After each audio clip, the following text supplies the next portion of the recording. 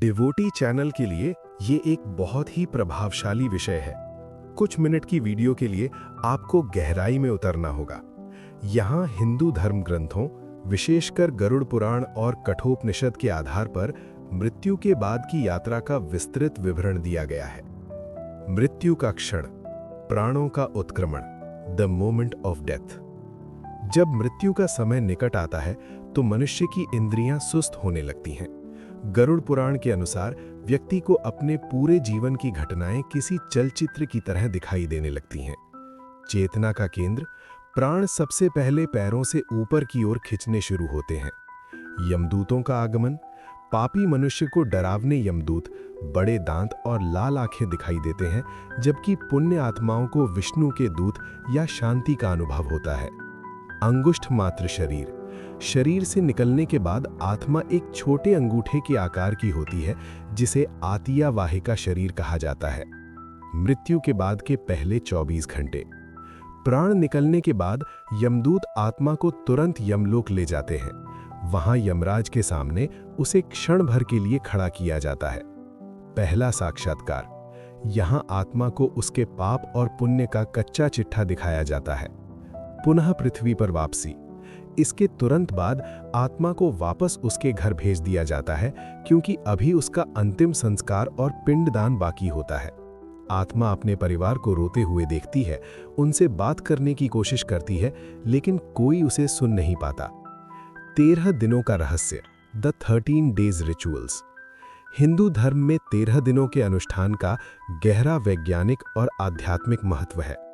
पिंडदान का महत्व, मृत्यु के बाद 10 दिनों तक जो पिंडदान किया जाता है, उससे आत्मा को एक नया यातना शरीर मिलता है, जिससे वो यमलोक की यात्रा कर सके। 13वां दिन, 13वें दिन आत्मा को एक पाथेय भोजन और शक्ति मिलता है। इसके बाद यमदूत उसे लेकर यमलोक की कठिन यात्रा पर निकल पड़ते हैं। यमलोक का मार्ग, 47 दिनों की कठिन यात्रा। यमलोक पृथ्वी से लगभग 86,000 योजन दूर माना गया है। इस रास्ते में 16 मुख्य नगर आते हैं। वैतरणी नदी रास्ते में सबसे भयानक पड़ाव है। ये नदी खून, पीप और हड्डियों से भरी है। महत्व, जिन लोगों ने जीवन में गौदान किया होता है, उनके लिए एक नाव आती है, बाकी लोगों को तैरकर या घसीटकर पार कराया जाता है। अंधतमस, कुछ रास्ते ऐसे हैं जहां सूरज की रोशनी नहीं पहुंचती, वहां केवल घनघोर अंधेरा और चीखें होती हैं। चित्रगुप्त का दरबार और न्याय, यात्रा पूरी कर जब आत्मा यमपुरी पहुंचती है तो वहां भव्य दरबार लगा होता है। धर्मराज यमराज, यहां यमराज मृत्यु के देवता नहीं बल्कि न्याय के देवता धर्म के रूप में होते हैं। चित्रगुप्त का बही खाता, चित्रगुप्त अग्रसंधानी पुस्तक पढ़ते हैं, जिसमें व्यक्ति के हर सूक्ष्म विचार और कर्म का लेखा जोखा होता है। साक्षी, सूर्य, चंद्रमा, अग्नि, वायु, पृथ्वी और हृदय का देवता, ये सभी आत्मा के कर्मों के साक्षी के रूप में गवाही देते हैं।